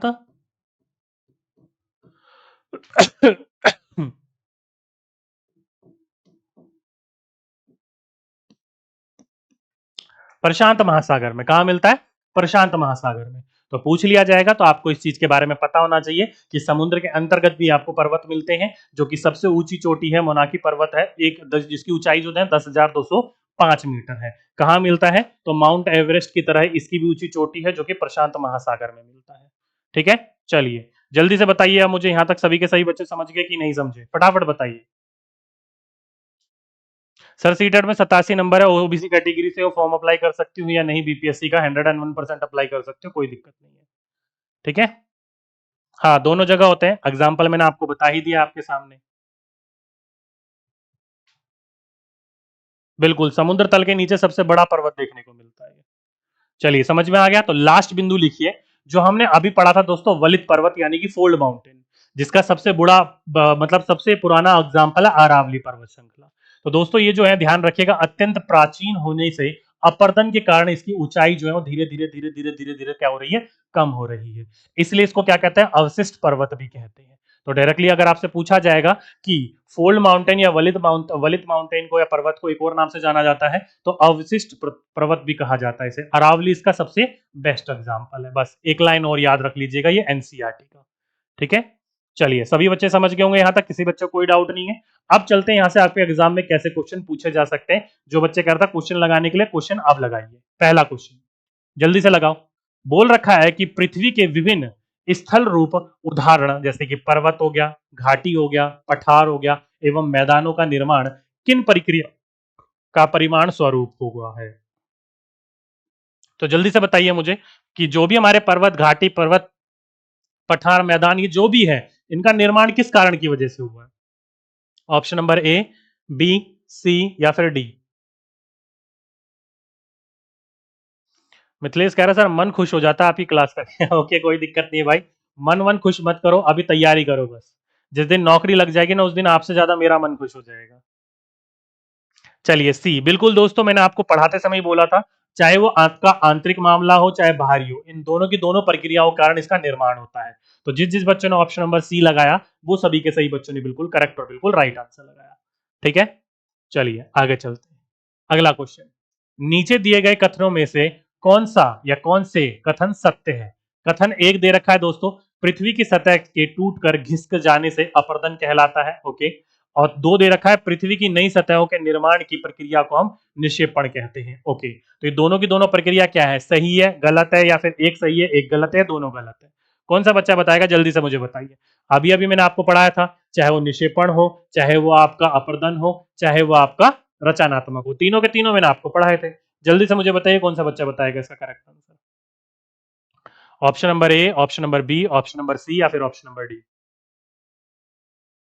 बिल्कुल भाई, सभी बच्चों को प्रणाम, कोई दिक्कत नहीं है। जल्दी से इसका आंसर बताइए। सी, बिल्कुल दोस्तों, दोनों के दोनों सही है ये, क्योंकि अभी अभी मैंने आप लोगों को बताया था कि जब भी कोई सतह पृथ्वी की टूट कर खिसक जाती है तो उसको हम क्या कहते हैं, अपरदन। जैसे कि हमारा अरावली पर्वत, या फिर कोई चीज जो है वो बहकर नई सतह का निर्माण करती है, जैसे कि गंगा यमुना का मैदान है, तो उसे हम क्या कहते हैं, निक्षेपण कहते हैं। तो option number third is the right answer. चलिए आगे चलते हैं। अगला क्वेश्चन, विश्व की सबसे पुरानी वलित पर्वत श्रृंखला कौन सी है? लीजिए भाई, विश्व की ओल्डेस्ट मैंने बोला है फोल्डेड माउंटेन कौन सा है? तो जल्दी से मुझे बताइए, अरावली है, रॉकी है? लीजिए, ये तो देखते ही आप लोगों को पता चल जाना चाहिए था, मैंने अभी अभी आपको पढ़ाया, टॉपिक में बड़े बड़े अक्षरों में लिखा हुआ है। कौन सा बच्चा बताएगा, जल्दी से बताइए। हमारी पृथ्वी के ऊपर जो सबसे पुरानी वलित पर्वत है, फोल्डेड माउंटेन है, वो किसका एग्जाम्पल है? बिल्कुल दोस्तों, वो अरावली पर्वत है। कौन सी है?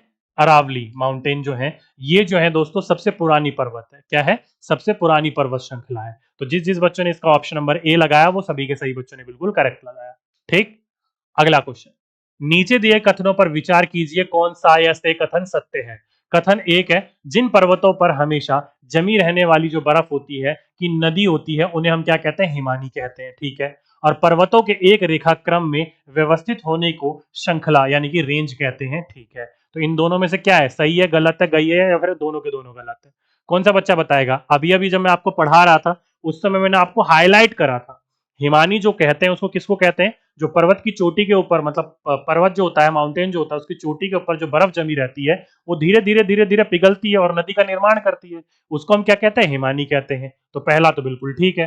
दूसरा था आपका कथन कि एक पर्वत की जो रेखाएं होते हैं, जैसे हमारा हिमालय पर्वत, ठीक है, तो वो क्या है दोस्तों, एक श्रृंखला है, तो एक व्यवस्थित समूह है वो। तो इसलिए ऑप्शन नंबर थर्ड, जिस जिस बच्चों ने ऑप्शन नंबर थर्ड लगाया वो बच्चों ने बिल्कुल करेक्ट और बिल्कुल राइट आंसर लगाया। ठीक है, हाँ, third is the right answer. अगला क्वेश्चन, जिन पर्वतों की सतह उबड़ खाबड़ तथा सिरक और शिखर क्या होती है, शंकु अनुकार या फिर आपका शवाकार होता है, तो वो इस पर्वत को क्या कहा जाता है? तो जल्दी से मुझे बताइए। आपका कॉनिकल यानी कि शंकु आकार का उसका पर्वत की चोटी है, और सतह जो है उसकी उबड़ खाबड़ सी है, तो इस प्रकार के पर्वत को क्या कहा जाता है? Option number A, option number B, option number C, या फिर ऑप्शन नंबर डी? जल्दी से मुझे बताइए। अभी अभी जब पढ़ा रहा था तो आया था नहीं बिंदु। फोर्थ का सी, फोर्थ गया भाई, फिफ्थ आ गया। फिफ्थ का ए, बिल्कुल दोस्तों, इस प्रकार के पर्वत को हम क्या कहते हैं, वलित पर्वत कहते हैं, फोल्ड माउंटेन कहते हैं। तो जिस जिस बच्चों ने इसका ऑप्शन नंबर ए लगाया वो सभी के सही बच्चों ने बिल्कुल करेक्ट और बिल्कुल राइट आंसर लगाया। ठीक है। अगला क्वेश्चन, अगला क्वेश्चन बोला है कि नीचे दिए गए युग्मों में से कौन सा या से सही सुमलित है? तो कौन सा या से, ओके, ये है आपका। तो देखो दोस्तों, मैंने आपको फुजियामा पढ़ाया, माउंट किलिमंजारो पढ़ाया, आपको यूराल पर्वत पढ़ाया, तो ये तीनों के तीनों पर्वत पहले मिलाइए, चौथा अपने आप ही आपको मिल जाएगा। तो ये किस प्रकार के पर्वत है? आपके ज्वालामुखी पर्वत है, यानी कि वोल्केनो है, या रिफ्ट है जिसे आप ब्लॉक पर्वत कहते हो, भ्रांश या फिर भ्रंशत पर्वत कहते हो, ज्वालामुखी है, फिर वलित पर्वत है? जल्दी से मुझे बताइए, कौन सा बच्चा बताएगा, फटाफट बताए। ओके, नीचे चार ऑप्शन भी है भाई, इनमें से मैच करना है आपको। ओके ओके, मतलब ऐसे ऐसे हैं ये, ऐसे ऐसे हैं ये। ओके, क्वेश्चन ऐसे ऐसे मिलान कर रखा है और आपसे पूछा है कि कौन सा मिलान सही है और कौन सा मिलान सही नहीं है, इसने ये पूछा है। ठीक है, फिफ्थ का ठीक हो गया, सिक्स्थ का बताओ दोस्तों।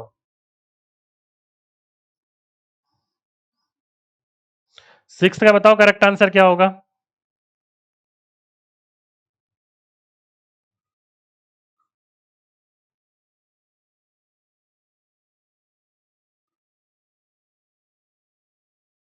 सिक्स्थ का सी, एक और तीन। अरे फुजियामा कब से वलित पर्वत हो गया यार? मैंने कब पढ़ा है फुजियामा वलित पर्वत है? ज्वालामुखी पर्वत नहीं पढ़ाया था आपको? तो ये तो गलत हो गया, तो पहला तो आपका गलत है। ठीक है, पहला और तीसरा। यूराल पर्वत कब से ज्वालामुखी हो गया, ये भी गलत हो गया। ठीक है, किलीमंजारो पढ़ाया था मैंने, माउंट आपका फुजियामा पढ़ाया था मैंने आपको, या फिर हमारे भारत का जो था कौन सा पढ़ाया था ना, अंडमान निकोबार द्वीप समूह। बिल्कुल, B is the right answer. जिस जिस बच्चों ने बी लगाया वो बच्चों ने बिल्कुल सही आंसर लगाया, यानी कि ये और ये, केवल ये जो दे दोनों के दोनों बिल्कुल ठीक थे, बाकी सारे के सारे गलत थे। ठीक है, तो जिस जिस बच्चों ने ऑप्शन नंबर सेकंड लगाया वो केवल बच्चों ने करेक्ट लगाया, बाकी सभी के सभी बच्चों ने गलत लगाया। ठीक है, पढ़ाया हुआ टॉपिक गलत कर रहे हो, कैसे काम चलेगा दोस्तों। आगे चलते हैं, अगला क्वेश्चन क्या है। बोल रखा है कि मोनाकी जो पर्वत है वो किस महासागर में अवस्थित है, यानी कि स्थित है। अभी अभी मैंने आपको बताया था इसकी जो हाइट है वो लगभग लगभग 10,205 मीटर है, लगभग लगभग। ठीक है, ये जो हमारे किस में है, तो प्रशांत महासागर में है। तो जिस जिस बच्चों ने ऑप्शन नंबर सेकंड लगाया वो बच्चों ने बिल्कुल सही आंसर लगाया। माउंट एवरेस्ट तो नाम नाम से ऊंचा है, जमीन के अंदर देखा जाए, समुद्र तल में देखा जाए तो भाई इसकी गहराई इतनी है, ऊंचाई इतनी है कि माउंट एवरेस्ट बहुत ऊंचा है, इससे कम छोटा है इससे। ठीक है, तो B is the right answer. अगला क्वेश्चन, विश्व का सबसे ऊंचा पठार कौन सा है। लीजिए भाई, which is the highest plateau in the world. विश्व की जो हाईएस्ट प्लेट्यू है वो कौन सा है।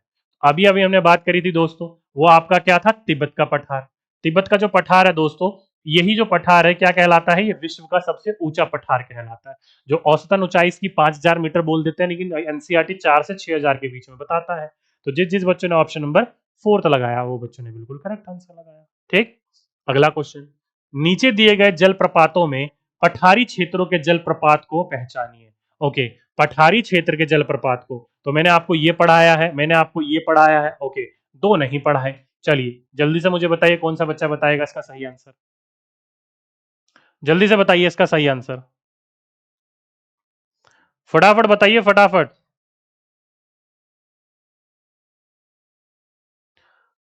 कौन सा बच्चा बताएगा, ऑप्शन ए, ऑप्शन बी। हाँ, 4 से 6,000 के बीच में औसतन ऊंचाई बताई जाती है। अगला क्वेश्चन स्क्रीन के ऊपर है, जल्दी से बताओ।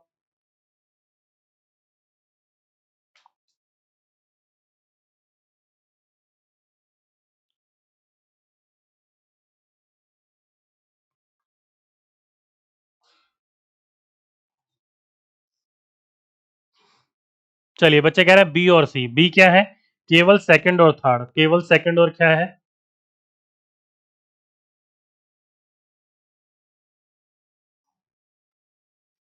ये ठीक है, पढ़ाया है मैंने, कोई दिक्कत वाली बात नहीं है।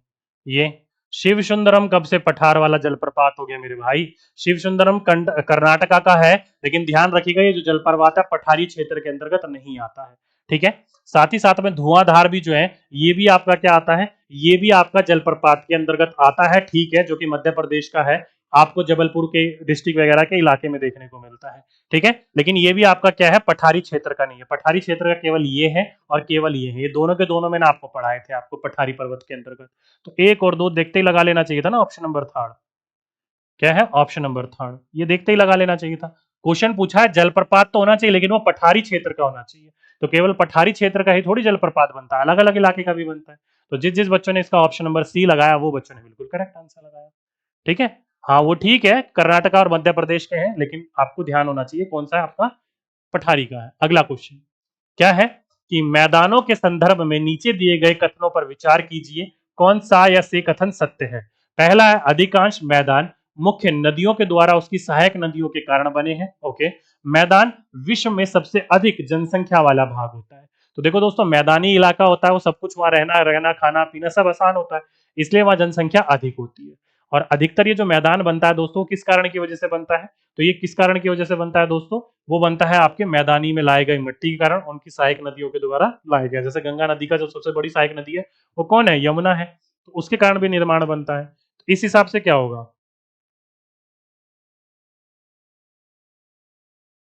ओके क्वेश्चन का देखो यहाँ मिस टाइप हो गया है। मिस टाइप क्या है, देखो यहाँ पर एंड सेकंड बोथ लगा रखा है, तो मतलब यहाँ फर्स्ट होगा। मिस टाइप हो गया, कोई दिक्कत नहीं है, यहाँ पर फर्स्ट लगा लीजिए। तो पहला और दूसरा दोनों के दोनों सही है, पहला और दूसरा दोनों। तो इस हिसाब से मिस टाइप है, कोई दिक्कत नहीं है, दोनों के दोनों बिंदु इसके सही है। हाँ, टाइप में गलती हो गई होगी, मिसप्रिंट हो गया होगा, तो कोई दिक्कत वाली बात नहीं है। जो चाहे नदियां और सहायक नदियां उसके द्वारा जो कर्ण लाए जाते हैं उससे भी बनता है, और जो हमारे अलग अलग प्रकार के जनसंख्या इलाका है वो कहाँ है, मैदानी भागों में ही है। ठीक, चलिए आगे चलते, ओके लीजिए भाई। तो ये था दोस्तों आज का अपना चैप्टर नंबर 4, पृथ्वी के प्रमुख स्थल रूप। कैसे लगे क्लास, और कैसी आई चीजें समझ में नहीं आई वो मुझे बता दीजिए। बाकी इसका पीडीएफ अभी थोड़ी देर में ये हमारा टेलीग्राम चैनल की आईडी है, यहाँ पर आपको मिल जाएगा। डायरेक्टली आप हमारे टेलीग्राम पर ज्वाइन हो सकते हो अगर आपको पीडीएफ चाहिए तो। ठीक है, नहीं चाहिए तो कोई दिक्कत नहीं, अपडेट वगैरह तो यहाँ पर दी ही जाती है। चलिए, ये था दोस्तों आज की अपनी कक्षा, या आज थे आपकी आज की क्लास। कैसी लगी क्लास जल्दी से मुझे बताइए, और क्या क्या चीजें आई समझ में और क्या क्या नहीं आई, और क्या क्या और जानना चाहते हो वो बता दीजिए। सर मैंने फॉर्म भर दिया है, बहुत बढ़िया डियर, फॉर्म भर दीजिए, कोई दिक्कत नहीं है अगर सारे डॉक्यूमेंट्स है तो। जबरदस्त क्लास रहा, धन्यवाद मेरे भाई।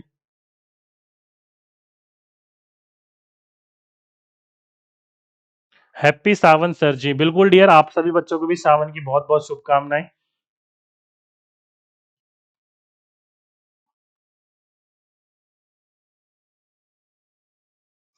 सर जी अभी तक फॉर्म नहीं भरा है तो कोई दिक्कत नहीं, आगे भर लीजिएगा, नहीं भरा है तो। अब कैसे चेंज होगा डियर, वहां चेंज करने का ऑप्शन है, आप देख लीजिए। ऑप्शन वहां चेंज करने का है, डॉक्यूमेंट अपलोड करने का है, आप कर सकते हो। बिल्कुल भाई, सभी बच्चों को धन्यवाद। एक बच्ची कह रही है सर और गहराई से पढ़ाइए। डियर जैसे जैसे आप क्लास आगे बढ़ाते हुए चलोगे, अपने आप ही अपनी जो पढ़ाई है वो गहराई में घुसती हुई चली जाएगी। ठीक है, मैं अभी केवल एनसीईआरटी और एससीईआरटी से कनेक्ट करवाते हुए चल रहा हूँ, और आपकी इंपॉर्टेंट इंपॉर्टेंट चीजों को बताते हुए चल रहा हूँ, क्योंकि जिस तरह का लेवल होने वाला एग्जाम हो इसी प्रकार की चीजें आपको देखने को मिलेंगी। ठीक है, हाँ एग्जाम की डेट बढ़ सकती है डियर, उम्मीद तो यही है। और मैंने सुना है दोस्तों फॉर्म भरने की डेट भी बढ़ गई है, आई थिंक 20 तारीख हो गई है 12 से। कंफर्म नहीं हूं मैं, एक बार मुझे कहीं से बात पता चली थी इसलिए मैं आप लोगों को बता रहा हूँ। ऑफिशियली हो तो मुझे भी कंफर्म कर दीजिएगा कि डेट बढ़ गई है क्या। चलिए, तो आज के लिए दोस्तों अभी के लिए बस इतना ही, आपसे फिर मुलाकात होगी एक नेक्स्ट वीडियो में। जब तक के लिए सभी बच्चों को धन्यवाद।